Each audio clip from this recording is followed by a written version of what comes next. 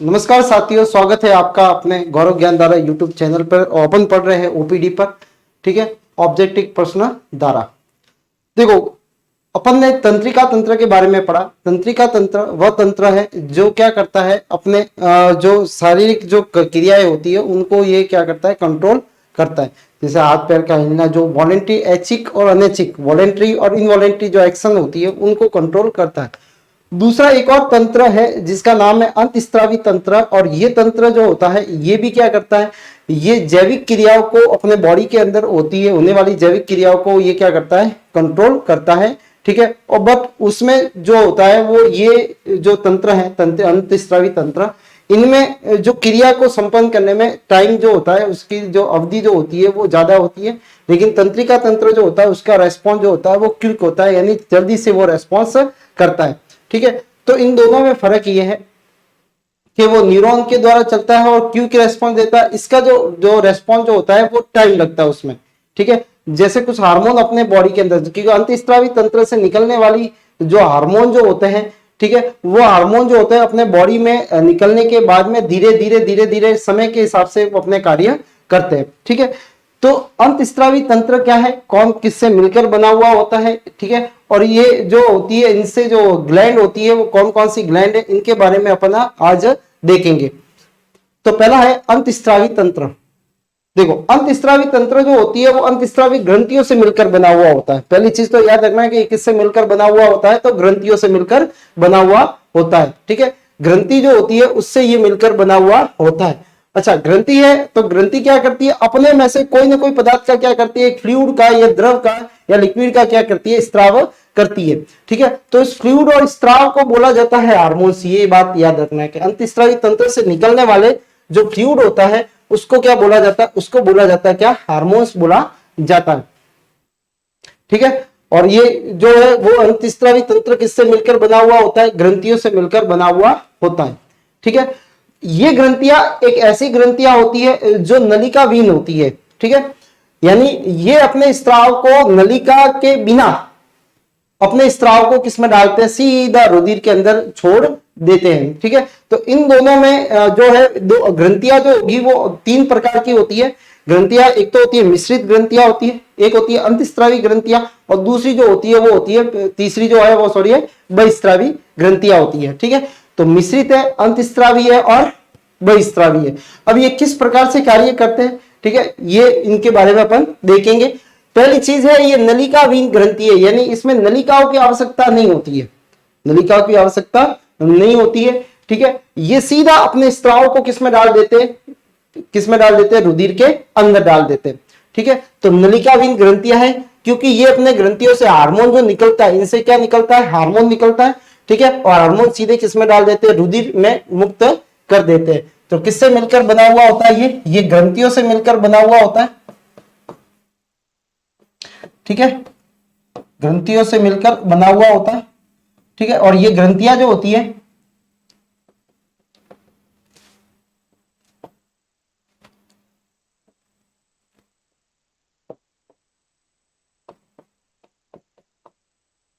ग्रंथियों से मिलकर बना हुआ होता है। ठीक है, क्या निकालती है ग्रंथियां, हार्मोन्स निकालती है, और हार्मोन्स को किसमें छोड़ा जाता है, हार्मोन्स को सीधा छोड़ा जाता है किसमें, रक्त में, रुधिर में। ठीक है, बिना नलिका से। ये याद रखनी है, तीन चीजें याद रखनी है। ये ग्रंथियों से, अंतःस्रावी ग्रंथियों से मिलकर बना हुआ होता है। ये अपने स्राव को, जिसको हार्मोन कहा जाता है, सीधा किसमें डालते हैं, रुधिर में डालते हैं, वो भी नलिका के बिना। रुधिर में प्रवेश करता है वो भी किसे, नलिका के बिना, नलिका के बिना, बिना नलिका के ये क्या करते हैं, अपने स्राव को किसमें डाल देते हैं, रुधिर के अंदर डाल देते हैं। ठीक है, अपने शरीर के अंदर बहुत सारी अंतःस्रावी ग्रंथियां हैं। जैसे अपन देखेंगे कि सबसे पहले जो है अपने हेड के अंदर बात करें तो इस सिर के अंदर तीन ग्रंथियां पाई जाती है। एक तो होती है पीनियम, ठीक है, दूसरी होती है हाइपोथैलेमस। ठीक है, हाइपोथैलेमस वैसे तो ये एक पार्ट है, लेकिन ये भी हार्मोन का स्त्राव करता है, लेकिन ये अपने हार्मोनों को किसमें भेज देता है, ये भेजता है पिट्यूटरी ग्लैंड को भेजता है। इसके अलावा ये किसी को नहीं भेजता। पिट्यूटरी ग्लैंड फिर आगे उसको स्त्राव करती है। ठीक है, तो मेन जो ग्रंथि है वो पीनियल है, पिट्यूटरी ग्लैंड है जिसको पीयूष ग्रंथि बोलते हैं। क्या बोलेंगे इसको, पीयूष ग्रंथि बोलते हैं। फिर जैसे गले के अंदर आते हैं तो गले के अंदर कौन सी होती है, थायराइड होती है, और दूसरी इसके साथ में होती है, उसका नाम है पैराथायरॉइड होती है। ठीक है, तो थायराइड और पैराथायरॉइड दोनों कहाँ पे होती है, गले के रीजन में पाई जाती है। ठीक है, फिर आप हार्ट के ऊपर एक पाई जाती है जिसको बोला जाता है थाइमस। ठीक है, फिर अपने एब्डोमेन जो पेट जो होता है, आमाशय जो होता है, आमाशय के नीचे जो मिलती है वो होती है पैंक्रियाज, अग्नाशय ग्रंथि बोलते हैं इसको, अग्नाशय ग्रंथि बोलते हैं। ठीक है, उसके बाद में एड्रिनल ग्रंथि होती है जो किडनी के ऊपर मिलती है। फिर होती है टेस्टिस जिसको वर्सन, जो केवल मेल में मिलते हैं। ठीक है, जनत ग्रंथियां होती है, और ये जो होती है इसको बोलते हैं ओवरी, जिसको बोलते हैं अंडाशय, जो केवल किस में मिलती है, फीमेल के अंदर पाई जाती है। तो देखो सर के अंदर जो है पिट्यूटरी ग्लैंड है, उसके बाद में आप देखोगे तो आपको नजर आएगी क्या, पिट्यूटरी ग्लैंड के बाद में पीनियल ग्लैंड, हाइपोथैलेमस, ये तीन ग्लैंड जो होती है वो अपने हेड पार्ट के अंदर होती है। गले के अंदर आती है तो दो होती है, थायराइड होती है, दूसरी कौन सी होती है, पैराथायरॉइड होती है। थायराइड के ऊपर ही पाई जाती है पैराथायरॉइड। फिर जो अपनी जो हार्ट है, हार्ट के ऊपर एक पाई जाती है, उसका नाम है थाइमस। ठीक है, फिर अपने आमाशय के नीचे जो पाई जाती है उसका नाम है पैंक्रियाज, अग्नाशय।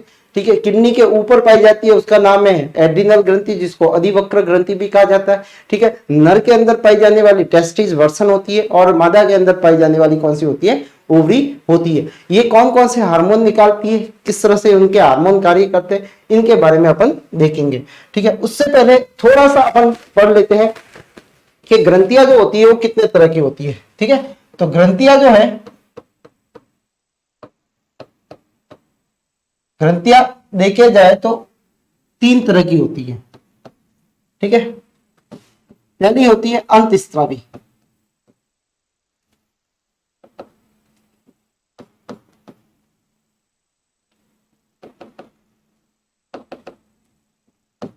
अंतस्त्रावी। ठीक है, दूसरी होती है जिसका नाम अपन ले लेते हैं बहिस्त्रावी, बहिस्त्रावी। ठीक है, और एक जो ग्रंथि होती है उसका नाम है मिश्रित। ये तीन तरह की ग्रंथियां पाई जाती है। ठीक है, अंतस्त्रावी, बहिस्त्रावी और कौन सी होती है, मिश्रित होती है। अंतस्त्रावी ग्रंथियां, ये ग्रंथियां क्या निकालती है, हार्मोन का स्त्राव करती है। ये ग्रंथियां क्या निकालती है, स्त्राव करती है, किसका स्त्राव करती है, हार्मोन का, हार्मोन का स्त्राव करती है। ठीक है, हार्मोन जो होते हैं वो नलिका के बिना, नलिका के बिना, के बिना सीधा सीधा रुधिर में छोड़ दिया जाता है, छोड़ दिया जाता है। ठीक है, इसमें क्या होता है कि अपने जो हार्मोन के बिना क्या किया जाता है, इसको नलिकाओं के बिना हार्मोन्स को सीधा रुधिर के अंदर छोड़ दिया जाता है। तो ये अंतस्त्रावी होती है। मेन चीज है नलिका, डक्टलेस। बहिस्त्रावी, ठीक है, वे ग्रंथियां, वे ग्रंथियां जो अपने अपने स्त्राव को नलिका की सहायता से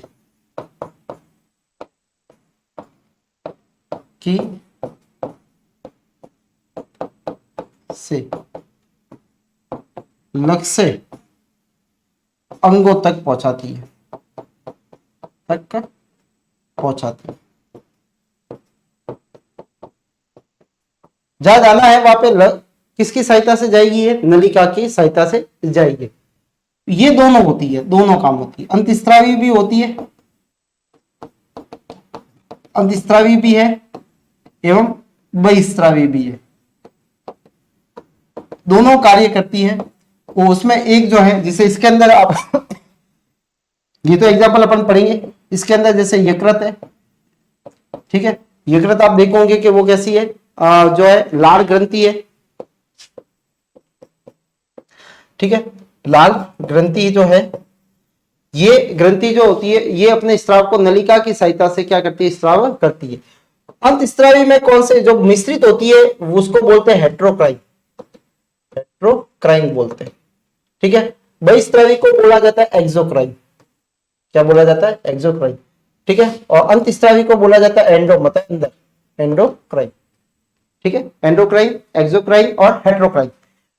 ये अपने स्त्राव को सीधा, ये दोनों करती है, ये इसका भी कार्य करती है, इसका, और इसका एग्जाम्पल जो है उसका नाम है अग्नाशय। क्या नाम है उसका? अग्नाशय, जिसको बोलते हैं अपन पैंक्रियाज। क्या बोलते हैं? पैंक्रियाज। तो पैंक्रियाज एक ऐसी ग्रंथि है जो दोनों कार्य करती है, अंतस्रावी भी है और बहिस्रावी भी है। तो ग्रंथियां 3 प्रकार की होती है, अंतस्रावी, बहिस्रावी और मिश्रित। ठीक है, एंडोक्राइन, एक्सोक्राइन और मिश्रित को बोलते हैं अपन हेट्रोक्राइन। ठीक है,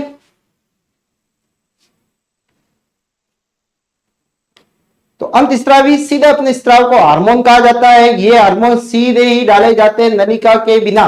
किसमें डाले जाते हैं? रुधिर के अंदर डाले जाते हैं, ये बात याद रखनी है। ठीक है, सर के अंदर कितनी होती है? हाइपोथैलेमस, पिट्यूटरी ग्लैंड और पिनियल ग्लैंड। फिर होती है थायराइड, पैराथायराइड। ठीक है, उसके बाद में थाइमस, पैंक्रियाज, एड्रिनालिन और टेस्टिस और ओवरीज।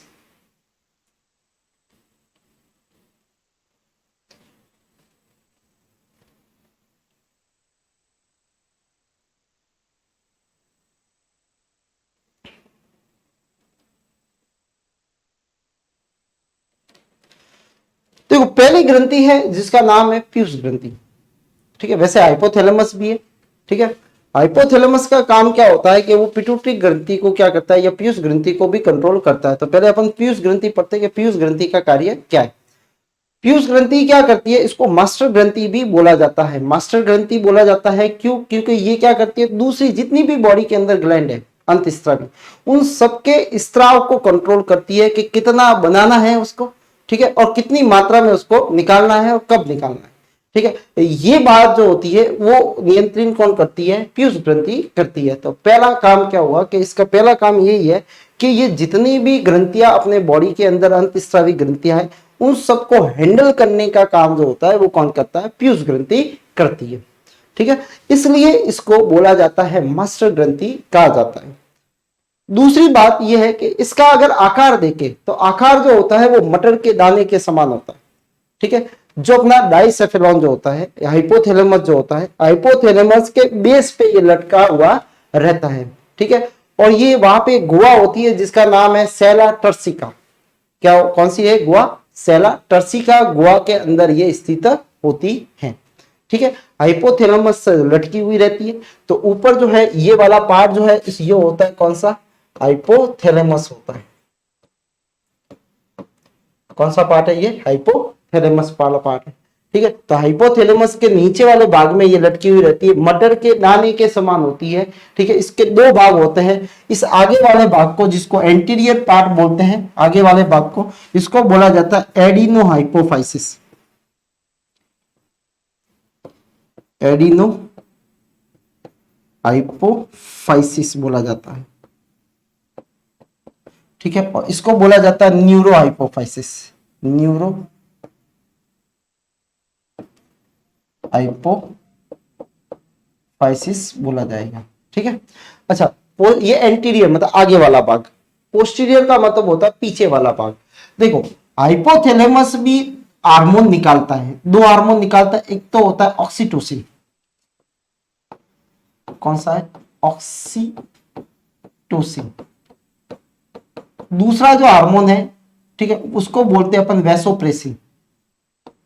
वैसोप्रेसिन। ठीक है, वैसोप्रेसिन, जिसको बोला जाता है एडीएस। एडीएस, ये दोनों हार्मोन निकालते कौन? इसका उत्पादन होता है हाइपोथैलेमस करता है, लेकिन इसका स्त्राव हाइपोथैलेमस नहीं करता। ठीक है, ये किसको भेज दिए जाते हैं? ये दोनों हार्मोन जो होते हैं वो भेज दिए जाते हैं किसके? इस वाले पार्ट में। ठीक है, इसलिए देखो ये न्यूरॉन से बने हुए हैं, क्योंकि ये दोनों हाइपोथैलेमस किससे बना हुआ है? न्यूरॉन से बना हुआ है, क्योंकि मस्तिष्क का ये भाग है। ठीक है, ये न्यूरॉन से बना हुआ होता है, तो न्यूरॉन से ये न्यूरोसिक्रेटिव के कारण ये बनी है, और यहाँ पे पिट्यूटरी ग्लैंड के अंदर आती है। ठीक है, इसलिए इस पार्ट को क्या बोला जाता है? न्यूरो हाइपोफाइसिस बोला जाता है। ठीक है, बाकी जो पिट्यूटरी ग्लैंड के जो हार्मोन होंगे वो यहाँ पे होंगे। जो पीयूष ग्रंथि खुद निकालेगी, खुद उसका उत्पादन करती है, वो आगे वाले भाग के अंदर पाए जाते हैं। ठीक है। तो पिट्यूटरी ग्लैंड के दो भाग होते हैं, एक आगे वाला मटर के दाने के समान होते हैं, दो पालियां होती है, आगे वाली पाली को एंटीरियर पार्ट बोला जाता है, पीछे वाली को पोस्टीरियर पार्ट बोला जाएगा। पीछे वाली पक्ष पाली और अग्र पाली, ठीक है। अग्र जो पाली है उसको बोला जाएगा अपने को एंटीरियर, और पीछे वाली को पोस्टीरियर बोला जाता है, ठीक है। एंटीरियर वाले का दूसरा नाम है एडिनोहाइपोफाइसिस होता है। यहाँ पे पीयूष ग्रंथि जो उत्पादन करती है वो हार्मोन यहाँ पे स्टोर रहते हैं, ठीक है। न्यूरोहाइपोफाइसिस वह भाग होता है जहाँ पे हाइपोथैलेमस के हार्मोन जो आते हैं वो यहाँ आके इकट्ठा होते हैं, ठीक है। तो ये दो भाग होते हैं। इसका आकार मटर के दाने के समान होता है, ठीक है। ये तालु एवं मस्तिष्क के अदर तल में एक नाम होता है जिसका नाम है सेला टर्सिका, एक गुहा है, उसके अंदर ये स्थित होती है, ठीक है। अंतस्रावी ये क्या करती है, अन्य अंतस्रावी ग्रंथियों के स्त्राव को नियंत्रण करती है, इसलिए इसको क्या बोला जाता है, मास्टर ग्रंथि बोला जाता है। क्या बोला जाता है इसको, मास्टर ग्रंथि बोला जाता है, क्योंकि ये अन्य दूसरी जितनी भी ग्रंथियां हैं उनके स्राव को क्या करती है, ये कंट्रोल करती है कि कितनी मात्रा में उसका सिंथेसिस करना है या संश्लेषण करना है और कितनी मात्रा में उसको स्राव करना है, ये डिसाइड कौन करता है, ये पिट्यूटरी ग्लैंड करती है, ठीक है। पीयूष ग्रंथि मनुष्य के स्वभाव को, उसके स्वास्थ्य को, वृद्धि, लैंगिक विकास को प्रेरित करती है मतलब ये अगर बॉडी के अंदर दूसरे जो हार्मोन जो होते हैं वो इनको प्रभावित करते हैं या इनके लिए जिम्मेदार होते हैं, वो अगर अपनी जिम्मेदारी सही नहीं कर रहे हैं तो पिट्यूटरी हार्मोन क्या करती है, उनको इंडिकेट करती है, उनको प्रेरित करती है कि भाई बॉडी के अंदर जैसे सपोज मान लो थायरोक्सिन हार्मोन जो है वो थायराइड ग्लैंड निकालती है जो गले में पाई जाती है। अगर थायरोक्सिन हार्मोन का स्त्राव नहीं हो रहा है तो पिट्यूटरी ग्लैंड उसको थायरोड ग्लैंड को बताने के लिए कि भाई तेरे से हार्मोन कम निकल रहे हैं, तो उनको बताने के लिए एक हार्मोन निकालती है जिसका नाम होता है टीएसएस, जिसको बोलते हैं थायराइड स्टिमुलेटिंग हार्मोन कहा जाता है या थायराइड, ठीक है, प्रेरक हार्मोन कहा जाता है। तो ये हार्मोन निकालता पिट्यूटरी ग्लैंड है, जाता कहां पे, थायराइड के पास में, और थायराइड को ये कहता है कि भाई अब हार्मोन की कमी हो रही है तो तेरे को निकालना चाहिए, ठीक है। तब वो हार्मोन क्या करेगा, आगे से निकलना स्टार्ट होगा। यानी दूसरी ग्रंथि अगर काम सही नहीं कर रही है तो उसको इंडिकेट करने का काम जो होता है वो कौन करता है, यहाँ पे पीयूष ग्रंथि करती है, ठीक है।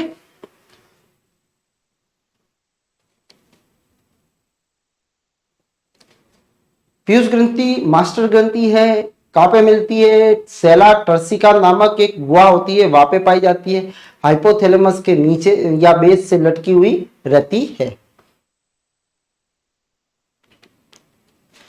अब देखो इससे निकलने वाले हार्मोन्स कौन कौन से हैं। सबसे पहला होता है हार्मोन, उसका नाम है सोमेटोट्रोपिन हार्मोन या इसको वृद्धि हार्मोन भी कहा जाता है। क्या बोला जाता है इसको, वृद्धि हार्मोन शॉर्ट फॉर्म में, ठीक है। इसको सोमेटोट्रोपिन हार्मोन कहा जाता है, ठीक है। वृद्धि हार्मोन इसको जीएच हार्मोन भी कहा जाता है, ग्रोथ हार्मोन्स भी कहा जाता है, ठीक है। ये शरीर में सीधी सी बात है, जब ग्रोथ आई है तो ग्रोथ के अंदर क्या होगा कि शरीर का जो विकास हो रहा है, वृद्धि हो रही है, उसके अंदर ये जिम्मेदार होता है। अपने हड्डियों का जो लंबाई है वो बढ़ना, अपने मांसपेशियां जो होती है उनकी जो होती है ग्रोथ होनी, ये सब कौन डिसाइड करता है, ये सोमेटोट्रोपिन या वृद्धि हार्मोन करता है, ठीक है।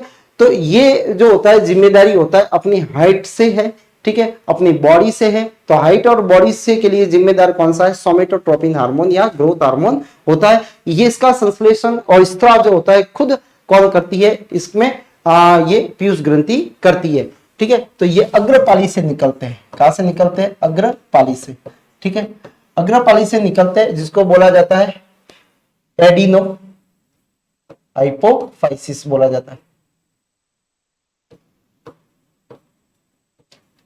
एडिनो हाइपोफाइसिस बोला जाता है, ठीक है। अगर सपोज मान लो, सीधी सी बात है, अगर पिट्यूटरी ग्लैंड, अगर ये जो ग्रोथ हार्मोन है अगर ज्यादा हो गया, अगर शरीर में ज्यादा हो जाता है, तो ज्यादा होता तो सीधी सी बात है हड्डियों का आकार बढ़ जाएगा, ठीक है। अब व्यक्ति जो होगा वो कैसा हो जाएगा, दानवाकार हो जाता है, खली जैसा हो जाएगा, ठीक है। तो ग्रेट खली जैसा जो होता है वो हार्मोन की, ग्रोथ हार्मोन के ज्यादा क्या होता है, स्त्राव के कारण होता है, जो जिसका शरीर जो होता है मां कायाता हो जाता है, जिसको गिग्नेटिज्म कहते हैं। एक्रोमेलेगली नामक रोग होता है, जबकि बचपन में अगर देखें, ठीक है, एक्रोमेलेगी रोग भी बोला जाता है, ठीक है।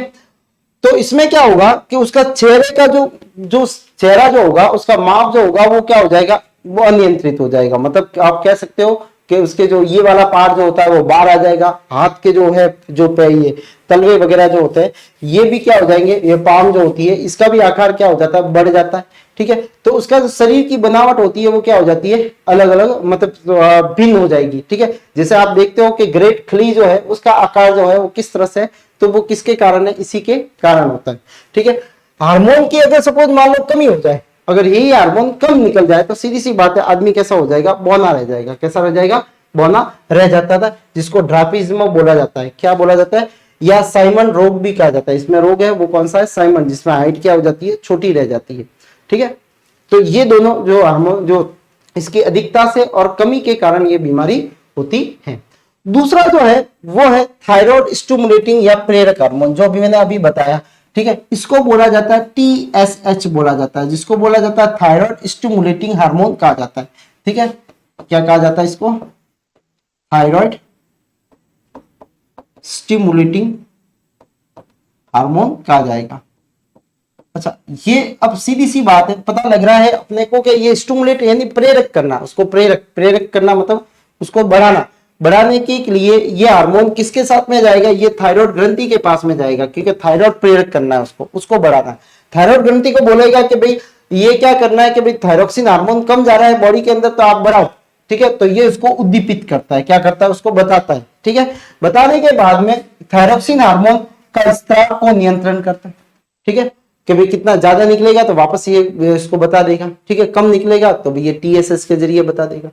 तो ये थायराइड स्टिमुलेटिंग हार्मोन थायराइड ग्रंथि से निकलने वाले थायरोक्सिन हार्मोन को स्त्राव को नियंत्रण करता है। ठीक है, दूसरा एक और हार्मोन है जिसका नाम है एडिनोकोर्टिकोट्रोपिक हार्मोन, नाम बड़ा है इसका। ठीक है, जिसका नाम है CTH नाम होता है, जिसको बोला जाता है एडिनोकोर्टिकोट्रोपिक हार्मोन कहा जाता है। सीधी सी बात है, याद कैसे रखना है, एडिनो का मतलब होता है एड्रिनलिन ग्लैंड। ठीक है, किसको कंट्रोल करेगा, ये एड्रिनलिन ग्लैंड को कंट्रोल करता है। ठीक है, उसके को नियंत्रण करता है, उसके स्त्राव को नियंत्रण करता है, इसलिए इसका नाम क्या है, एडिनोकोर्टिकोट्रोपिक हार्मोन। वैसे देखें तो ये कॉर्टिको इसका मतलब होता है कॉर्टेक्स वाले बाल से निकलने वाले जो हार्मोन होते हैं उनको ये नियंत्रित करता है। ठीक है, जो मिनरलोकॉर्टिकॉइड होते हैं और ग्लूकोकॉर्टिकॉइड होते हैं, जो आगे अपन एड्रिनलिन ग्लैंड के अंदर पढ़ेंगे, उनको ये क्या करता है, नियंत्रित करता है। तो ग्रोथ हार्मोन से ग्रोथ बढ़ती है, अधिक होगा तो आदमी दानवाकार हो जाएगा, कम रहेगा तो बौनाकार हो जाएगा। ठीक है, जिसको बोलेंगे अपन ड्रापिज्म। ठीक है, या साइमन रोग बोला जाता है। फिर होता है थायराइड में अगर स्टिमुलेट करना है तो TSS निकालेगा। ठीक है, अगर एड्रिनलिन ग्लैंड को स्टिमुलेट करना है तो क्या निकालेगा, ACTS निकालेगा, जिसको बोलते हैं एडिनोकोर्टिकोट्रोपिक हार्मोन। ये निकालने, ये सारे हार्मोन का निर्माण या संश्लेषण जो होता है वो पीयूष ग्रंथि के अंदर होता है। पीयूष ग्रंथि जब होती है तो वो क्या करेगी, तो वो ये हार्मोन निकालती है और अलग अलग हार्मोन ग्रंथियों को जाके ये स्टिमुलेट करती है। जैसे टीचर है और ये स्टूडेंट है, तो पीयूष ग्रंथि एक टीचर है। ठीक है, और ये स्टूडेंट है, तो स्टूडेंट को ये कह रही है कि भाई तेरा काम सही है कि गलत है कि क्या है, तो उनको कंट्रोल करने का काम टीचर करता है। तो यहाँ पे ये टीचर है, और इन टीचर को भी कंट्रोल करने का काम प्रिंसिपल करता है, तो वो होता है कौन सा, तो यहाँ पे जो होगा वो होता है हाइपोथैलेमस होता है। तो hypothalamus master of master gland है। हाइपोथैलेमस को क्या बोला जाता है, मास्टर ऑफ मास्टर ग्लैंड बोला जाता है। ये सबका क्या होता है, सुप्रीम जो है कमांडर भी कहा जाएगा इसको। ठीक है, यानी ये सबको हैंडल करता है हाइपोथैलेमस, क्योंकि पीयूष ग्रंथि सबको दूसरी ग्रंथियों के स्त्राव को कंट्रोल कर रही है। ठीक है, और यहाँ पे पीयूष ग्रंथि को कंट्रोल कौन करता है, हाइपोथैलेमस करता है।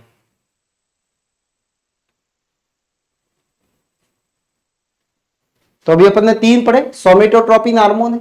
ठीक है, दूसरा है थायराइड प्रेरक या हार्मोन है, या इसको बोलेंगे थायराइड स्टिमुलेटिंग हार्मोन कहा जाएगा। तीसरा है एडिनोकोर्टिकोट्रोपिक हार्मोन है। ठीक है, जो एड्रिनलिन से निकलता है।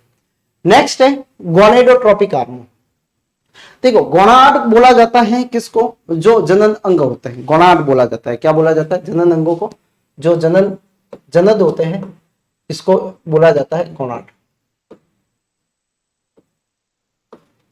ये गोनाड क्या करते हैं, वो जो हार्मोन निकालते हैं, और दूसरा जो होता है वो क्या करते हैं, ये जो है युग्मक का निर्माण करते हैं, उनको गोनाड बोला जाएगा। ठीक है। तो उन गोनाड को कंट्रोल करने के लिए भी पिट्यूटरी ग्लैंड जो होती है वो हार्मोन का स्राव करती है। ठीक है। तो ये दो तरह के ये जनन ग्रंथियों की क्रियाशीलता को नियंत्रण करते हैं। जनन ग्रंथि कौन सी है? ठीक है, एक तो नर की बात करें तो वर्षण है, ठीक है, और फीमेल की बात करें तो अंडा से होता है। तो एक हार्मोन निकलता है जिसको बोलते हैं ल्यूटिलाइजिंग हार्मोन कहा जाता है, जिसको एलएस नाम दिया। दूसरा होता है पुट्टी का प्रेरक हार्मोन, जिसको बोलते हैं अपन फॉलिकल स्टिमुलेटिंग हार्मोन,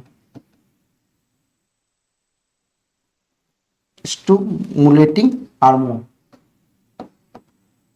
हार्मोन्स, ठीक है, स्टिमुलेटिंग हार्मोन से।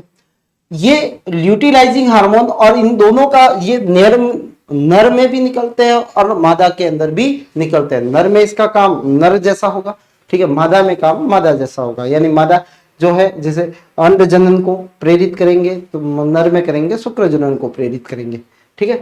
तो देखो एलएस का काम क्या होता है, पुरुषों में बात करें, अगर किस में बात करें, पुरुषों में, तो ये एंड्रोजन हार्मोन निकालता है, ठीक है, जो टेस्टोस्टेरोन को निकालने में मदद करेगा, टेस्टोस्टेरोन। ठीक है। स्त्रियों के अंदर ये किसको निकालने में मदद करता है, एस्ट्रोजन। देखो टेस्टोस्टेरोन एंड्रोजन का ही पार्ट है, ये कॉम्प्लेक्स है, एंड्रोजन का मतलब होता है कॉम्प्लेक्स है। ठीक है, इसी में आता है कौन, टेस्टोस्टेरोन आता है। ठीक है, स्त्राव को प्रेरित करता है, निकालता नहीं है, केवल उसको प्रेरित करता है। ठीक है, तो ये वर्षण में जाके उसको प्रेरित करेगा, ठीक है, अंडाशय में जाके उसको प्रेरित करेगा कि भाई आप एस्ट्रोजन हार्मोन को निकालो, फीमेल है और मेल है तो कौन सा निकालो, एंड्रोजन निकालो या टेस्टोस्टेरोन निकालो। दूसरा होता है एफएसएच, जिसको बोलेंगे फॉलिकल स्टिमुलेटिंग हार्मोन कहा जाता है।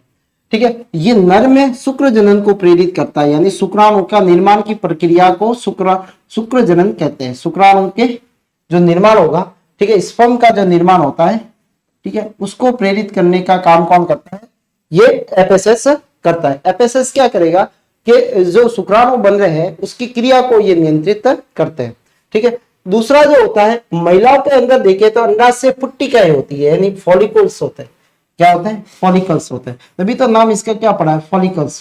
ठीक है, ये फॉलिकल्स को डेवलप करने में, उसको वृद्धि के लिए, वृद्धि और विकास करने के लिए, वृद्धि विकास और उसको परिपक्व करने के लिए, परिपक्व करने के लिए, मैच्योर करने के लिए यह हार्मोन निकलता है, जो क्या करेगा उसको अंडाशय की पुट्टिका। अब पुट्टिका क्या चीज होती है, देखो अंडाशय के अंदर बहुत सारी क्या होती है, पुट्टिकाएं होती है, ठीक है, जिनको फॉलिकल्स कहा जाता है, सेल होती है। जब कहते हैं कि जब बेबी अपने गर्भ में होती है उस समय ही ये फॉलिकल डेवलप हो जाती है।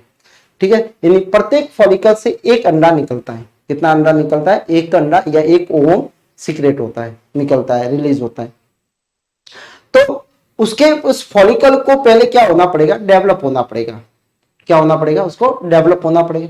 तो जब वो धीरे धीरे धीरे स्टेज को पार करता है डेवलपिंग की, ठीक है, विकास की, तब उसमें मदद कौन करता है, एफएसएस करेगा। ठीक है, और उस अंडे को वहां से निकालने के लिए मदद जो करता है वो कौन करता है, एलएस करता है। तो अंडो उत्सर्जन में भी मदद करता है, एस्ट्रोजन में तो करता ही है, और दूसरा इसके साथ में आप लिख देना अंडोत्सर्जन, अंडोत्सर्जन में भी मदद करता है, जिसको बोला जाता है ओवुलेशन। क्या बोला जाएगा उसको, ओवुलेशन बोला जाता है। यानी अंडे को बाहर निकालने के लिए भी एलएस को ज्यादा हाई होना पड़ेगा। ठीक है, जैसे एलएस का मान जो होगा, क्योंकि देखो जब डेवलप परिपक्व तक तो हो जाएगी, परिपक्व के बाद में अंडा बाहर निकलेगा, तो अंडा बाहर निकलने के लिए किस कौन जिम्मेदार होता है, एलएस जिम्मेदार होता है। तो एलएस एस्ट्रोजन के स्राव में भी जिम्मेदार है, और दूसरा जो होता है ओवुलेशन के अंदर भी जिम्मेदार है। ठीक है, अंडे को बाहर निकालने के लिए जो जो परिपक्व हो जाती है, ठीक है, इस तरह से ये अंडे की तरह ये परिपक्व है। ठीक है, इसके अंदर जो अंडा होता है, ये अंडा है। ठीक है, इस अंडे के चारों ओर ये कुछ सेल होती है। जब ये अंडा यहां से बाहर निकल जाएगा, ठीक है, जब बाहर निकल जाएगा तब क्या होता है कि अंडे में से जब से ये बाहर निकल जाएगा तो उस समय क्या बनता है, ये इसको बोला जाता है ग्राफियन फॉलिकल्स होता है। क्या बोला जाता है इसको, ग्राफियन फॉलिकल्स, फॉलिकल्स बोला जाता है। ठीक है, ग्राफियन पुट्टिका। ठीक है, ये परिपक्व पुट्टिका का नाम है, ग्राफियन पुट्टी का। जैसे ही अंडा निकल गया तो ये बन जाता है कॉर्पस ल्यूटियम, और कॉर्पस ल्यूटियम क्या निकालता है, जो प्रोजेस्टेरोन हार्मोन निकालता है। ये आगे आ जाएगा, वापस अपन देख लेंगे इसको, ठीक है। तो ये एलएसएस और एफएसएस का काम होता है। इन दोनों हार्मोन जो होते हैं, इन दोनों को मिला के क्या बोला जाता है, क्योंकि जनन हार्मोन है, इनको बोला जाता है गोनेडोट्रोपिक का हार्मोन कहा जाता है, ठीक है। अब दूसरा प्रोलैक्टिन, देखो नाम से शॉर्ट फॉर्म में इसको पीआरएल बोलते हैं, प्रोलैक्टिन हार्मोन, पीआरएल बोलते हैं, ठीक है। प्रोलैक्टिन हार्मोन, देखो लैक्टिन शब्द आते ही ध्यान रखना कि दूध से रिलेटेड है, ठीक है। तो ये हार्मोन क्या करता है, ये हार्मोन करेगा पहली चीज, स्तनों की ग्रंथियों के अंदर विकास वृद्धि करता है। क्या करेगा, उसको वृद्धि करेगा, ठीक है। और ये दूध स्राव को क्या करता है, प्रेरित करता है, यानी प्रसव के बाद में, ठीक है, उससे उस समय क्या करेगा ये, या डिलीवरी के टाइम में ये क्या करता है, ग्रंथियों को डेवलप करता है, ठीक है, और उससे दूध स्राव को प्रेरित करता है। तो ये हार्मोन भी कहां से निकलता है, ये निकलता है किससे, अपने यहाँ से, पिट्यूटरी ग्लैंड से। नेक्स्ट है एमएसएस, जिसको मेलानोसाइट स्टिमुलेटिंग हार्मोन कहते हैं, मेलानोसाइट स्टिमुलेटिंग हार्मोन कहते हैं। ये क्या करेगा, ये मेलानोसाइट, ठीक है, जो मेलानो एमार्फस होता है को मेलेनिन में बदल देता है। जो मेलानोसाइट जो होता है उसको किस में बदल देता है, मेलेनिन में बदल देता है, जिससे त्वचा का रंग जो होता है वो गहरा हो जाता है। तो त्वचा का रंग जो अपने गहरा ब्लैक जो होता है वो किसके कारण है, इस हार्मोन के कारण होता है, क्योंकि ये मेलानोसाइट को किसमें बदल देता है, मेलेनिन में, वर्णक में बदल देता है। और ये वर्णक जैसे जैसे बढ़ता जाएगा, जो त्वचा का रंग जो होता है वो काला हो जाएगा, यानी व्यक्ति कैसा हो जाएगा, काला दिखेगा, ठीक है, त्वचा का रंग गहरा हो जाएगा। तो ये हार्मोन है, एलएस हार्मोन है, एफएसएस है, दोनों है वो गोनेडोट्रोपिक हार्मोन है, ठीक है। कौन सा हार्मोन है ये, गोनेडोट्रोपिक हार्मोन कहा जाता है इसको, ठीक है। और दूसरे जो होते हैं वो इसको, वो जीएस लिखा था अपने, ये जीएन है, जीएनएस, वो ग्रोथ हार्मोन जीएच था, ये जीएन है, गोनेडोट्रोपिक हार्मोन है, ठीक है। ये प्रोलैक्टिन दूध से रिलेटेड है, ग्रंथियों का विकास करेगा, स्तन ग्रंथियों के महिलाओं में, ठीक है, और दूध स्राव को प्रेरित करता है, ठीक है। एमएसए जो होता है मेलानोसाइट को मेलेनिन में बदलता है, ये वर्णक है, ये क्या होता है, वर्णक है, ठीक है। तो वर्णक ये क्या करता है, त्वचा को गहरा रंग देता है, कैसा देता है, ये मेलानोसाइट क्या देता है उसको, और इसको गहरा रंग देगा, किसको, त्वचा को।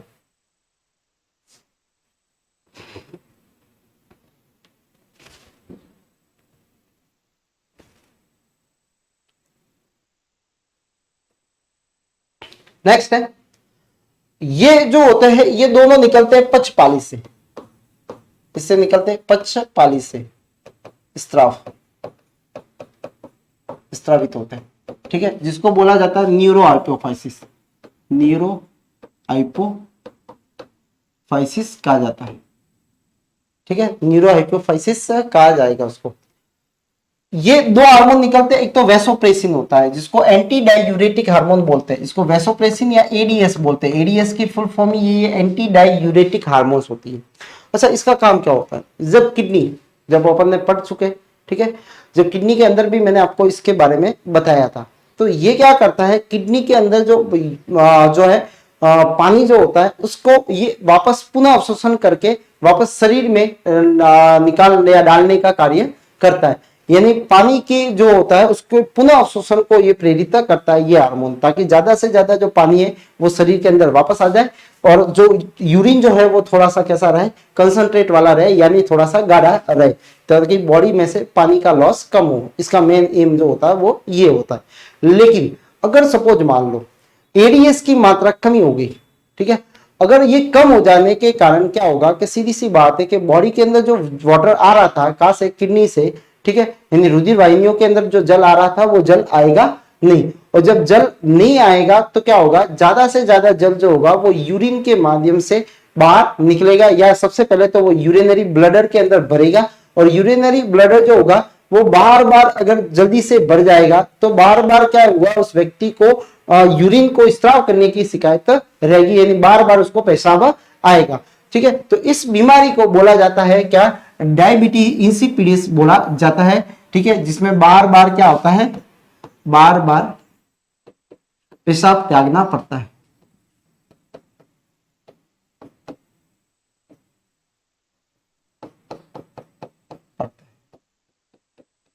ठीक है, क्योंकि पानी का सीधी सी बात है, पानी अब क्या हो जा रहा है, वापस शरीर में नहीं जा रहा है, तो वो कहां पे जाएगा, यूरिनरी ब्लडर के अंदर जाता है, मूत्राशय के अंदर चला जाता है, तो मूत्राशय जल्दी से भर जाएगा।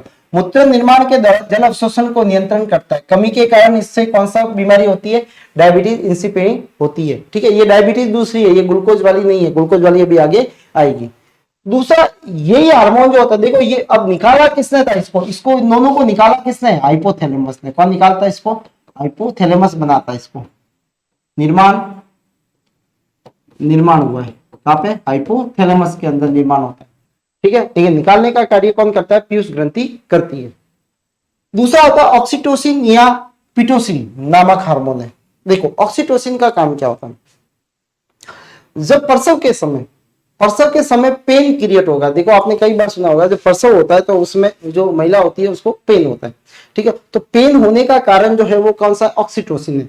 ठीक है, लेकिन कई सारे डॉक्टर क्या कर लेते हैं कि पेन क्रिएट करवाते हैं, तो वो क्या करते हैं, ये ऑक्सीटोसिन का जो क्या किया जाता है, इंजेक्शन दिया जाता है, जिससे क्या होगा, पेन क्रिएट होता है। ठीक है, तो ऑक्सीटोसिन जो होता है अपनी बॉडी के अंदर भी सीक्रेट होता है, इसको हाइपोथैलेमस बनाता है और पीयूष ग्रंथि इसका स्त्राव करती है। ठीक है, बनाने का काम हाइपोथैलेमस है और स्त्राव का काम कौन सा, इसका पीयूष ग्रंथि करेगी। ठीक है, ये मादा के अंदर प्रसव के समय ये क्या करता है, प्रसव के समय पेन क्रिएट करवाता है, और जिसके कारण जो होती है, जो मादा की जो श्रोणी मेखला जो होती है वो उसमें और यूट्रस के अंदर क्या हो जाता है, कॉन्ट्रेक्शन होता है, और जिसके कारण क्या हो जाता है, बच्चा शीघ्र या इजीली क्या हो जाता है, बाहर आ जाता है। ठीक है, तो ये कॉन्ट्रेक्शन के कारण, जो पेन क्रिएट के कारण क्या होता है, इसमें संकुचन होता है, और संकुचन से क्या होता है, ये क्या करेगा, संकुचन को करवाता है। किसमें, जो यूट्रस होता है, गर्भाशय में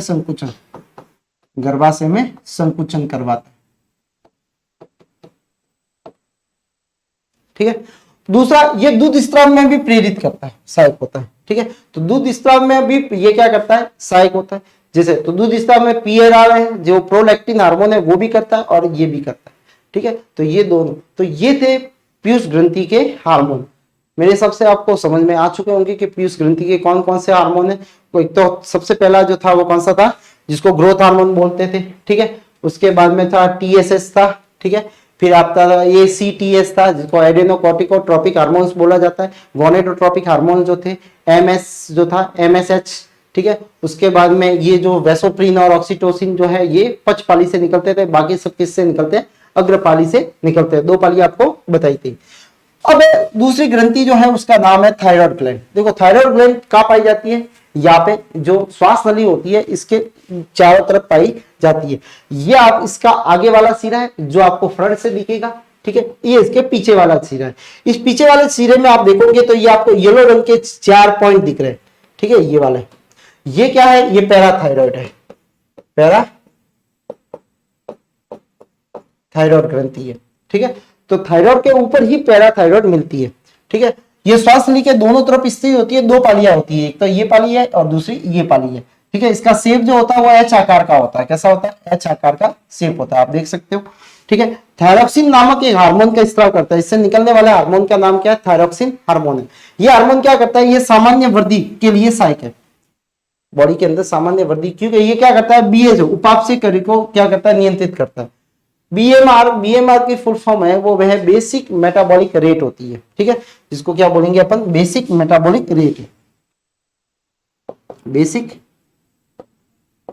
मेटाबॉलिक रेट है। ठीक है, ये बेसिक मेटाबॉलिक रेट को क्या करता है, कंट्रोल करता है। ठीक है, ताकि जो है शरीर का विकास सही होता रहे। तो इसी पे क्या मिलती है, पैराथायराइड। ये संख्या कितनी होती है इसकी, 4 होती है। 2 लॉब है, एक इस तरफ है, एक इस तरफ है, एच शेप होता है, श्वास नली को कवर किए होते हैं।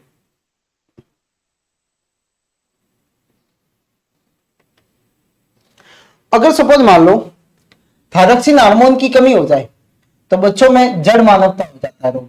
ठीक है, और वयस्कों में इसको मिक्सीडीमा बोला जाता है। क्या बोला जाता है, मिक्सीडीमा हो जाता है। ठीक है, वो इसमें बालों का झड़ना है। ठीक है, त्वचा जो होती है शुष्क हो जाएगी। ठीक है, और जो टमी जो होगा वो भी बढ़ा हुआ रहेगा, गर्दन जो होगी वो भी क्या हो जाएगी, फूल जाएगी थोड़ी सी। ठीक है, तो ये जो होता है ये बीमारियां होती है, जड़ मानवता। ठीक है, ये बच्चों में होती है, और मिक्सीडीमिया जो बड़ों में होती है। आयोडीन की कमी से, देखो ठीक है, थायरॉक्सिन बनाने के लिए आयोडीन की जरूरत होती है, ये ध्यान रखना। ठीक है, आयोडीन की जरूरत होती है। आयोडीन अगर कम मिलता है तो उसको बोला जाता है हाइपोआयोडिज्म। देखो नाम से पता है, हाइपो मतलब कम, क्या कम है, आयोडीन। ठीक है। तो आयोडीन की कमी से हाइपोथायरॉयडिज्म हो जाएगा। क्या हो जाएगा? हाइपोथायरॉयडिज्म, यानी थायरोक्सिन हार्मोन कम निकलेगा, जिसके कारण क्या होता है, इस ग्रंथि का आकार खुद ही खुद बढ़ जाता है। ग्रंथि जो होती है वो मोटी हो जाती है, स्वेलिंग हो जाती है, ठीक है, गला सूज जाता है। इसको घेंगा अथवा ग्वाइटर रोग भी कहा जाता है। क्या बोला जाता है इसको? घेंगा रोग कहा जाता है। इंपोर्टेंट है, ठीक है। क्या कहा जाता है इसको? घेंगा रोग कहा जाता है, ठीक है। तो आयोडीन की कमी से कौन सी बीमारी होती है? तो आयोडीन की कमी से ग्वाइटर बीमारी होती है, ठीक है। और इसमें थायरोडिज्म भी कहा जाता है इसको। इसमें क्या होता है, ये किसके कारण होती है कि यहाँ पे ये जो ग्रंथि होती है, थायराइड ग्रंथि, ये कैसी हो जाती है? मोटी हो जाती है, ठीक है। अगर सपोज मान लो बॉडी के अंदर ज्यादा निकल गया, अति सक्रियता, अगर थायरोक्सिन हार्मोन ज्यादा निकल रहा है तो नेत्र से भी गलगन हो जाता है। उसमें क्या हो जाता है कि आंख जो आई बॉल जो होती है वो बड़ी हो जाती है, और बड़ी होकर ऐसा लग रहा है कि जैसे बाहर आ रही हो। कैसा लग रहा है? बाहर आ रही हो, इस तरह से लगेगा। तो इस बीमारी को बोला जाता है ग्रेव रोग। क्या बोला जाता है इसको? ग्रेव रोग को कहा जाता है, ठीक है। नेत्र गुलाब का जो होता है उसका आकार बढ़ के बाहर की ओर उभर जाते हैं, यानी बाहर की ओर निकल जाते हैं, ठीक है। तो ये बोला जाता है इसको, कौन सा? ग्रेव रोग बोला जाता है, ठीक है। तो ये अधिकता के कारण होता है, ये कमियों के कारण होता है। एक हार्मोन और निकलता है जिसका नाम है कैल्सिटोनिन। नाम से पता लग रहा है इसका। कैल्सिटोनिन कौन निकालेगा इसको? ये निकालता है कौन सा? थायराइड ग्लैंड निकालती है, ठीक है। ये क्या करता है? कैल्शियम में, रक्त में कैल्शियम के स्तर को कम कर देता है। ज्यादा होगा तो वो क्या कर देगा? कम कर देगा। पैराथायरॉयड जो हार्मोन है वो इसका उल्टा काम करता है। पैराथायरॉयड जो हार्मोन होगा वो इसका क्या करेगा? उल्टा काम करेगा। तो थायरोक्सिन हार्मोन के साथ साथ में दूसरा हार्मोन कौन सा निकलता है? कैल्सिटोनिन हार्मोन निकलता है, ठीक है। ये रक्त में कैल्शियम के स्तर को कम कर देता है।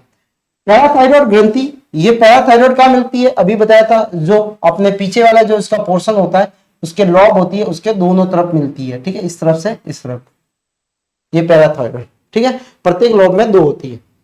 थायरॉयड ग्रंथि के पश्च सतह पर स्थित होती है, ठीक है। और कितनी होती है? संख्या में कितनी होती है? 4 होती है। प्रत्येक पाली पे में 2 होती है। कितनी होती है? 2। हार्मोन का नाम पैराथायरॉयड हार्मोन, ठीक है। यह हार्मोन कैल्शियम के अवशोषण एवं वक्र में इसके पुनः अवशोषण को बढ़ाता है, यानी कैल्शियम को बढ़ाने का काम जो होगा वो पैराथायरॉयड करेगा, ठीक है। और कैल्सिटोनिन क्या करेगा? कैल्शियम को कम करेगा, ठीक है। तो कैल्सिटोनिन कम करता है, पैराथायरॉयड उसको बढ़ाता है।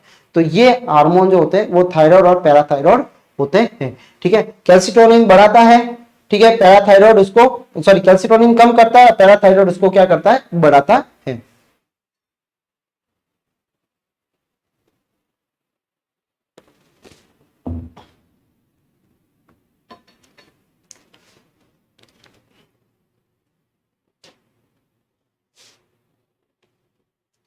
तीसरी जो है बीच में आ गई, ये एड्रिनलिन ग्लैंड। एड्रिनलिन ग्लैंड जो होती है वो वक्र के ऊपर पाई जाती है। कहां पे पाई जाती है? वक्र के ऊपर, यानी किडनी जो होती है उसके ऊपर पाई जाती है। यानी 2 किडनी होती है तो एड्रिनलिन ग्रंथि भी कितनी होगी? 2 होगी, ठीक है। तो पहली चीज, कितनी संख्या में अगर देखें तो 2 होती है। प्रत्येक वक्र के ऊपर स्थित होती है। कहां पे स्थित होती है? प्रत्येक वक्र के ऊपर स्थित होती है। अगर एड्रिनलिन को देखा जाए इस तरह से, ये एड्रिनलिन ग्रंथि है, ठीक है।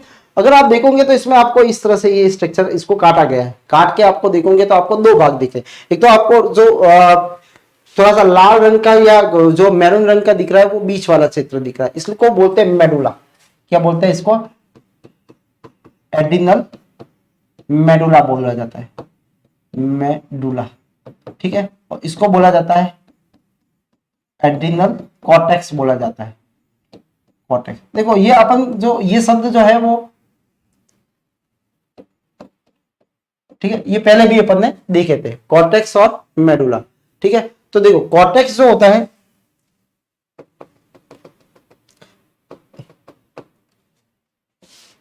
कॉर्टेक्स और मेडुला, देखो जो अंदर वाला भाग होगा वो मेडुला होगा, बाहर वाला भाग जो होगा वो कौन सा होगा? कॉर्टेक्स होगा। तो कॉर्टेक्स कौन सा होता है? बाहर वाला भाग होता है। तो इसके बाहर वाला जो भाग जो है, ठीक है, ये वाला, ये वाला जो भाग जो है, ठीक है, ये कौन सा होगा? ये कॉर्टेक्स होगा, बाहर वाला। और अंदर वाला भाग जो होगा, आंतरिक भाग या अंदर वाला भाग जो होगा वो कौन सा होगा? मेडुला। तो ये कौन सा है? मेडुला होता है। तो इसके भी 2 भाग है, दोनों भाग अलग अलग हार्मोन का स्राव करते हैं, ठीक है। तो 2 भाग होते हैं। एड्रिनलिन, बाहरी भाग को एड्रिनलिन कॉर्टेक्स कहा जाता है, ठीक है, ये दोनों हार्मोन निकालते हैं। एक तो होता है ग्लूकोकॉर्टिकॉइड हार्मोन बोला जाता है, ठीक है, और एक होता है मिनरलोकॉर्टिकॉइड। अपने पढ़ा था एसीटीसी, एसीटीएच, ये हार्मोन पढ़ा था। ये हार्मोन जो पीयूष ग्रंथि निकालती है वो यहाँ आके इसको कंट्रोल करती है, ये हार्मोन को कंट्रोल ये करता है, ये हार्मोन कंट्रोल करवाता है जो पीयूष ग्रंथि निकालती है। ये क्या करता है, मिनरलो ग्लूकोकॉर्टिकॉइड कार्बोहाइड्रेट के उपापचय को कंट्रोल करेगा, ठीक है। और ये किसको करता है, ये करता है जल एवं अवशोषण, लवण के अवशोषण को ये करता है। मिनरल्स, ठीक है, जल एवं लवण हो गए, मिनरल्स का मिलेंगे, जल एवं लवण को संतुलित करता। अल्प मात्रा में भी एंड्रोजेनिक हार्मोन निकालते हैं, ये बात इसकी इंपॉर्टेंट है।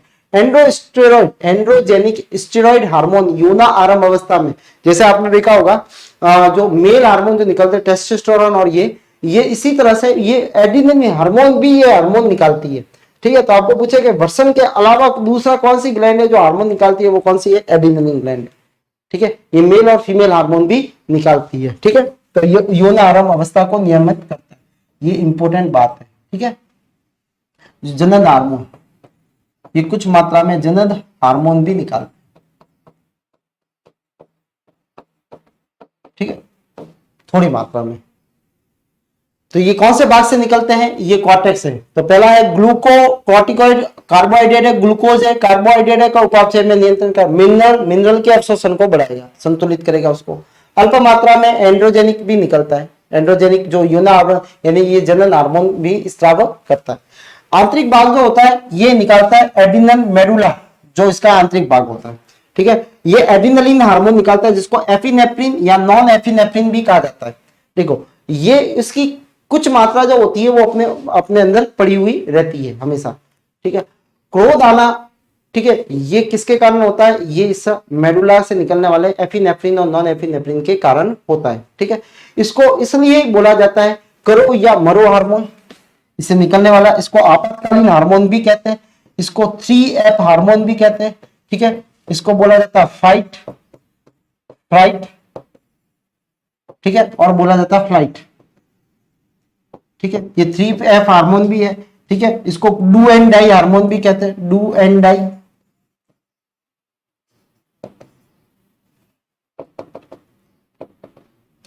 डू एंड डाई हार्मोन भी बोलते हैं इसको, ठीक है। करो या मरो हार्मोन भी बोलते हैं, आपातकालीन इमरजेंसी हार्मोन भी बोला जाता है, आपातकालीन, ठीक है। अब ये क्या करता है, जैसे सपोज मान लो ये अपन भाग रहे हैं और भागने भागने अपने गोल तक पहुंचने वाले हैं, और उस समय जितनी ताकत लगाते हैं, ठीक है, तो उस समय ये हार्मोन ज्यादा सीक्रेट होता है, ठीक है। तो उस समय ये क्या होगा, ज्यादा सीक्रेट होगा, यानी किसी से लड़ाई कर रहे हैं तो उस समय जो हार्मोन सीक्रेट होता है, जो अपने में ताकत आती है, वो किसके कारण आती है, ये एफिनेफ्रिन के कारण या नॉन एफिनेफ्रिन जो होते हैं उनके कारण ये अपने बॉडी में ये सीक्रेट होते हैं, और ये अपने को क्या करते हैं, आपातकालीन परिस्थितियों में लड़ने में सहायक होते हैं, ठीक है।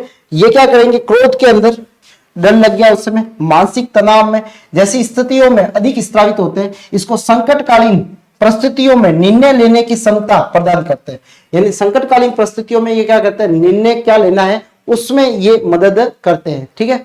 तो ये क्या करेंगे, इसको do and die, 3F hormone, संकटकालीन हार्मोन, आपातकालीन हार्मोन, ये सब इसके नाम है, ठीक है। तो संकटकालीन में ये क्या करते हैं, मदद करते हैं, इसको आपातकालीन हार्मोन भी कहते हैं, इमरजेंसी हार्मोन भी कहा जाता है।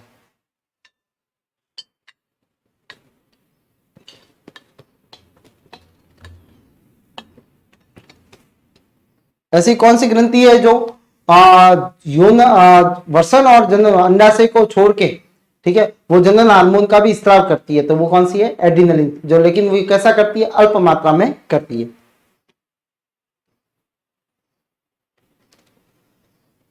सपोज मान लो इस हार्मोन की कमी हो जाए, कम स्राव हो जाए, तो कौन सी बीमारी होती है, एडिसन या कॉन्स नामक होती है, ठीक है। जबकि, ठीक है, अधिक स्राव हो जाए तो कुशिंग रोग हो जाएगा, ठीक है, जिसमें हड्डियों में अनियमितता हो जाती है, जिसको एड्रिनलिन विरिलिज्म भी कहा जाता है। स्त्रियों के चेहरों पे क्या हो जाएगा, देखो दाढ़ी मूंछ आ जाएगी, ठीक है, आपने कई बार देखा होगा, ठीक है, बाजपन हो जाता है, आवाज भी कैसी हो जाती है, आदमियों जैसी हो जाती है, मोटी हो जाती है, ठीक है।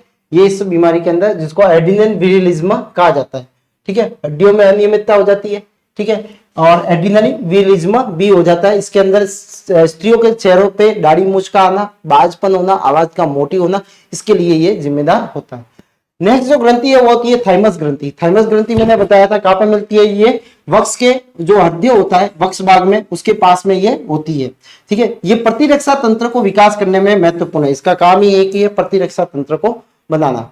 ठीक है, देखो सीधी सी बात है कि उम्र के साथ में ये जैसे जैसे अपनी उम्र बढ़ती जाएगी, थाइमस ग्लैंड जो होती है वो धीरे धीरे उसका अपघटित होती जाएगी, यानी उसका आकार कम होता जाएगा। आकार कैसा हो जाएगा, कम, आकार कम होता जाएगा और अपना कार्य करना क्या कर देगी, बंद कर देगी। ठीक है, तो उम्र के साथ साथ में अपघटित होने के कारण अपन देखेंगे वृद्धावस्था के में अंदर क्या होता है, अपना प्रतिरक्षा तंत्र कैसा हो जाता है, कमजोर हो जाता है। तो वो किसके कारण है, इसी के कारण है। कौन सा हार्मोन निकालती है ये, थाइमोसिन हार्मोन निकालती है। हार्मोन का नाम क्या है इसका, थाइमोसिन हार्मोन है। ठीक है, और ये जो लिम्फोसाइट जीवाणु तथा एंटीजन को नष्ट करने के लिए प्रेरित करता है। आपने पता है लिम्फोसाइट पढ़ा था, डब्ल्यूबीसी का प्रकार है। ठीक है, और डब्ल्यूबीसी को मारने के लिए ये क्या करती है, ये थाइमोसिन हार्मोन उसको प्रेरित करता है। यानी सीधी सी बात है, जब मारेंगे तो ये अपना प्रतिरक्षी तंत्र को क्या करता है, मजबूत करता है। ठीक है, तो जैसे जैसे अपनी एज बढ़ती जाती है, इसका मेन जो है एम, जो याद रखने वाली बात ये है कि इससे ये क्या होती है, जैसे जैसे एज बढ़ती है इसकी कार्य जो होता है वो कम होता जाता है, क्योंकि इसकी साइज जो होती है वो क्या हो जाती है, कम हो जाती है। ठीक है, कहाँ मिलती है, हृदय के पास में मिलती है। प्रतिरक्षा तंत्र क्या हो जाता है, मजबूत करता है, क्योंकि लिम्फोसाइट को प्रेरित करती है कि जीवाणु और एंटीजन जो बाहर से आए उनको मारो।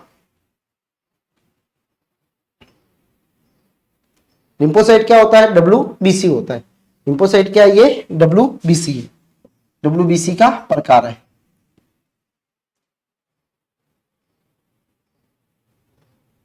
नेक्स्ट है अग्नाशय ग्रंथि। ठीक है, ये आमाशय, ये ड्यूडेनम जो सी आकार की होती है, ये देखो ये ड्यूडेनम। ठीक है, जिसको ग्रनी बोलते हैं, ग्रनी आमाशय के नीचे पाई जाती है। ठीक है, यहां पे मिला जाता है क्या पे, यहाँ पे लेगरहंस द्वीप समूह होते हैं, लेगरहंस द्वीप समूह होते हैं, जिसमें 3 प्रकार की कोशिका होती है। कितने प्रकार की कोशिका होती है, 3 प्रकार की। ठीक है, एक तो होती है जिसका नाम होता है अल्फा, ये दोनों काम करती है। देखो यहाँ पे जो अग्नाशय रस का भी स्त्राव करती है, अग्नाशय रस का भी स्त्राव करती है, तो वो कौन सी होती है, बहिस्त्रावी होती है, बहिस्त्रावी है। ठीक है, और यहाँ पे ये वाला पोर्शन जो होता है ये क्या करता है, अंतस्त्रावी वाला भाग होता है। ये कौन सा होता है, अंतस्त्रावी वाला भाग है, ये अंतस्त्रावी वाला भाग। ठीक है, इसमें 3 तरह की कोशिका होती है, अल्फा, दूसरी होती है बीटा, तीसरी होती है वो होती है अपने डेल्टा। ठीक है, तो बीटा का याद रखना आपको, कौन सा, इंसुलिन हार्मोन। ये कौन सा हार्मोन निकालती है, इंसुलिन, और ये निकालती है वो निकालती है ग्लूकागॉन। ठीक है, और ये निकालते हैं सोमेटोस्टिन।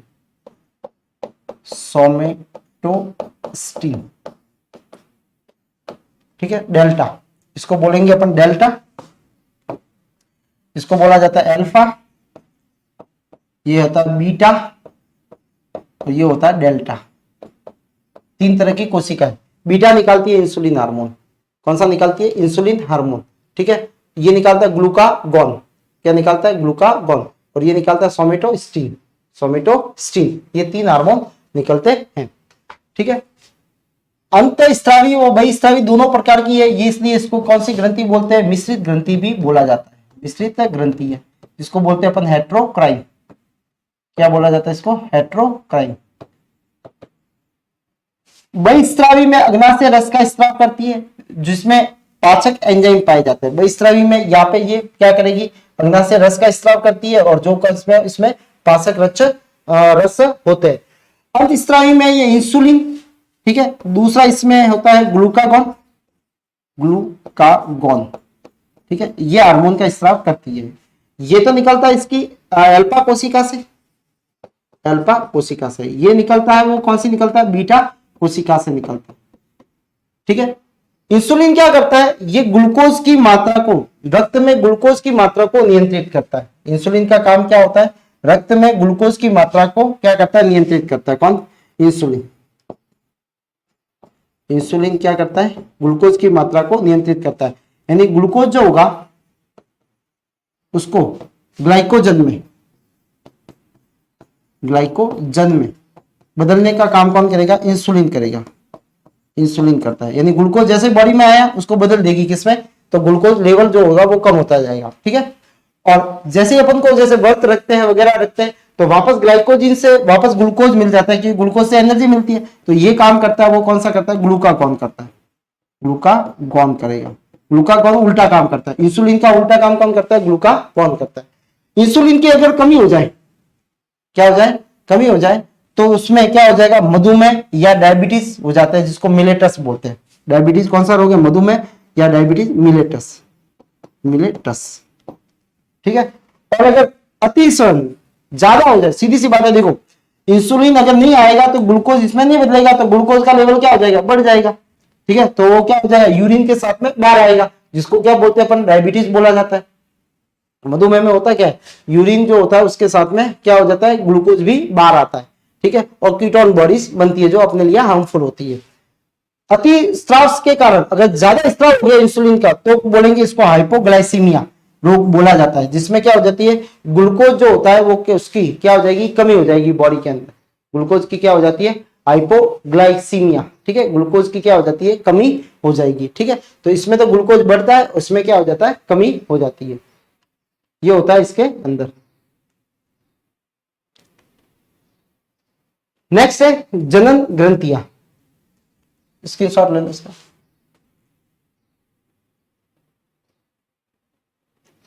जनन ग्रंथियां, ठीक है। जनन कोशिकाओं का निर्माण के अतिरिक्त अंतःस्रावी के रूप में भी, देखो जनन कोशिकाओं का निर्माण यानी युग्मक निर्माण में, किसमें? युग्मक का निर्माण भी करती है और साथ साथ में क्या करती है? हार्मोन भी निकालती है। क्या निकालती है? हार्मोन्स भी निकालती है।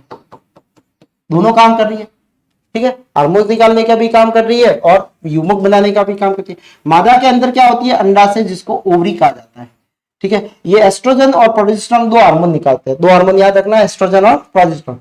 एस्ट्रोजन क्या करेगा? ये द्वितीयक लैंगिक लक्षण, जैसे स्तनों का विकास होना महिलाओं के अंदर, ठीक है, आवाज का पतली होना, ठीक है, जो जितने भी ये जो दूसरे द्वितीयक लैंगिक लक्षण है, ठीक है, ये मेंस्ट्रुएशन साइकिल वगैरह जो होती है, ठीक है, उन सबको कंट्रोल कौन करता है? एस्ट्रोजन करेगा, उनके विकास में सहायक होता है। प्रोजेस्टेरोन को, जिसको डिलीवरी प्रेगनेंसी हार्मोन भी कहते हैं, गर्भधारण के समय ये निकलता है और ये क्या करता है? यूट्राइन की वॉल को मजबूत करता है, ताकि क्या हो? जो यूट्राइन की वॉल अगर मजबूत होगी तो उसमें से क्या होगा?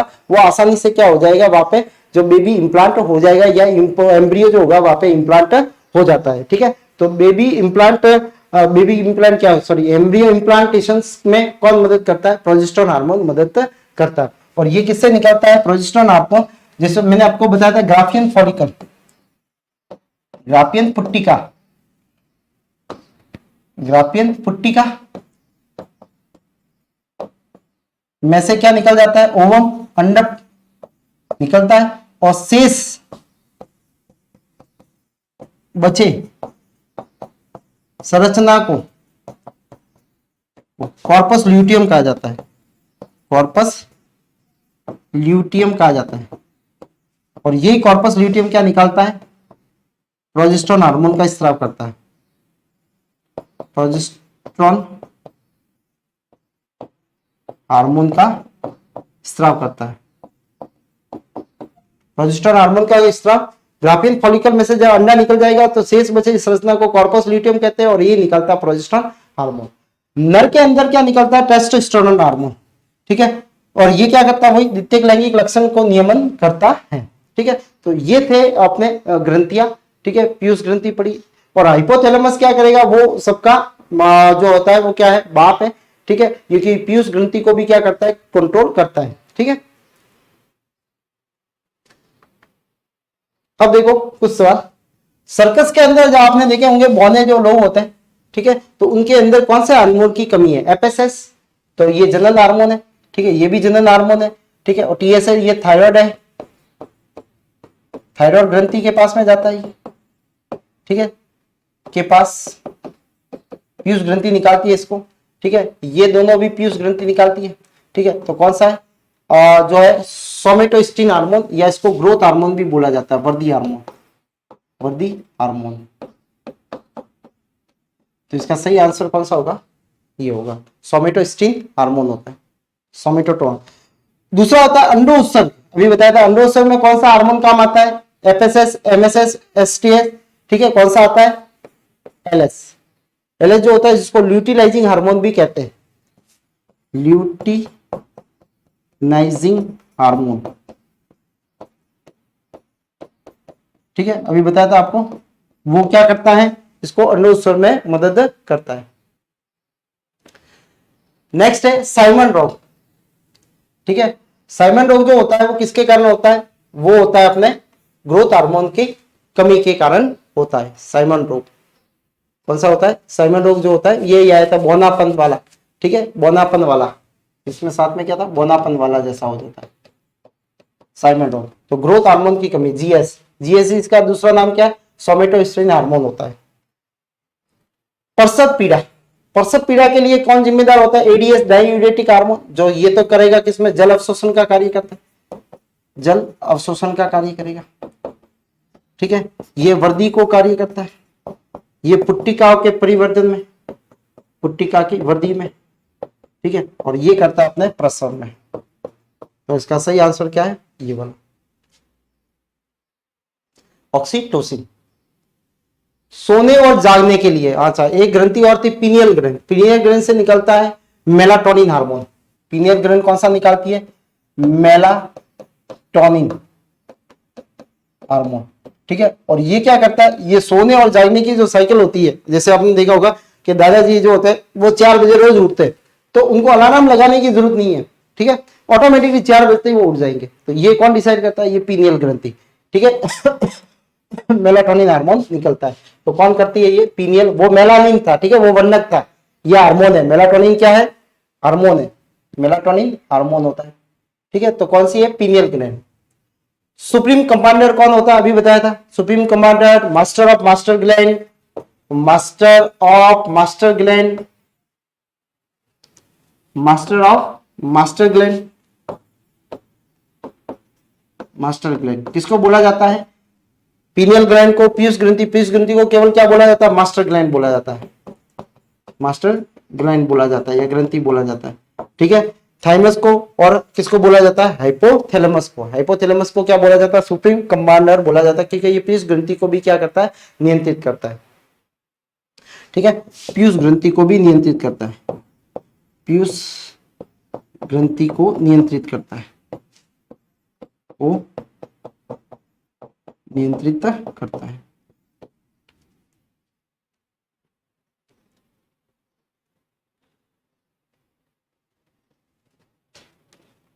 क्रिटिनिज्म रोग किसकी कमी से होता है, एसटीएस से, एसीटीएस से, ठीक है, कैल्सिटोनिन से या थायरॉक्सिन से। तो किससे होता है क्रिटिनिज्म, ये थायरॉक्सिन की कमी के कारण होता है। कॉलिप हार्मोन किसे कहा जाता है, ठीक है, तो पैराथायरॉयड हार्मोन का दूसरा नाम क्या है, कॉलिप हार्मोन है, इसको बोलेंगे parathyroid hormones, hormone. Parathyroid hormone का भी नाम क्या है, कॉलिप हार्मोन्स होता है।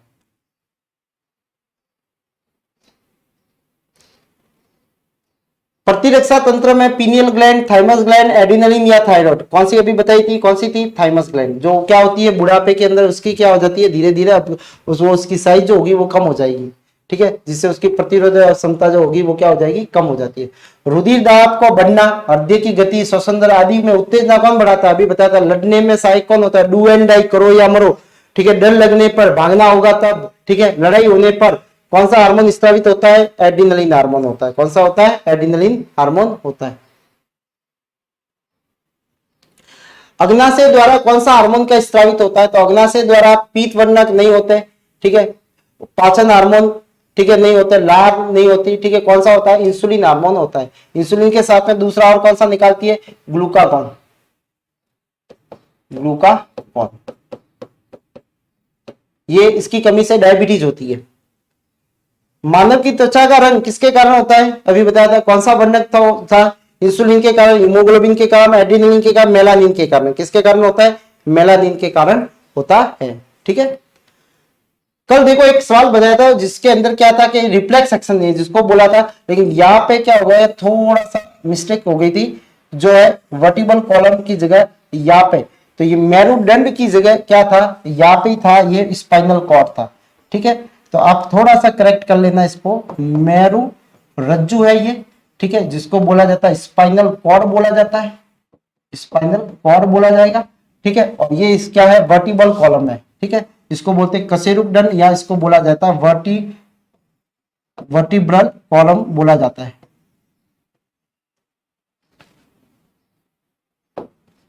वर्टिब्रल